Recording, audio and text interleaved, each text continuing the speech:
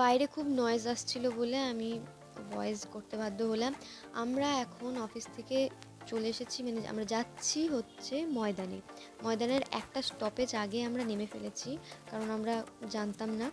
তার জন্য এখান থেকে 15 মিনিট আমাদের হাঁটা পথে আমাদের ময়দান যেতে হবে।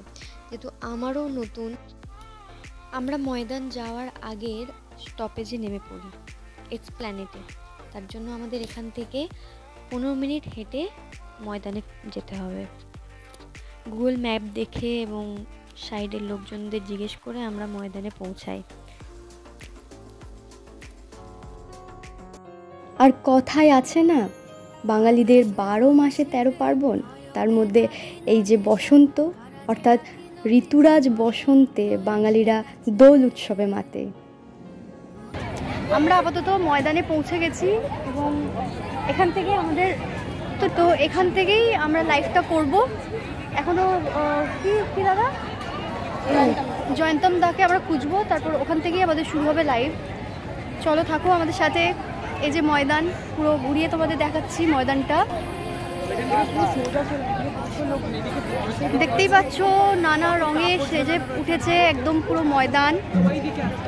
বসন্ত পুরো এসে গেছে, 25শে মার্চ বসন্ত রয়েছে রীতিমধ্যেই, এখন থেকেই শুরু হয়ে গেছে। সবাইকেই জানাই দোল উৎসবের শুভেচ্ছা। খুব সুন্দরভাবে দোল খেলো এবং নিজের জীবনকে সেই দোলের রঙে রাঙিও।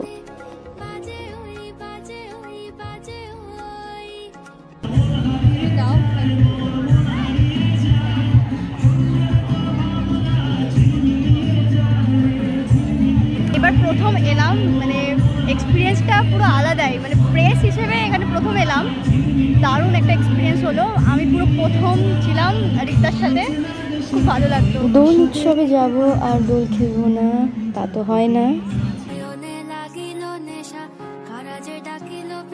বসন্ত এসে গেছে, মধুর অমৃত বাণী, বেলা গেল সহজেই, মরমে উঠিল বাজি, বসন্ত এসে গেছে। থাকতো ভুবনের ধুলি মাখা চরণে, মাথা নত করে।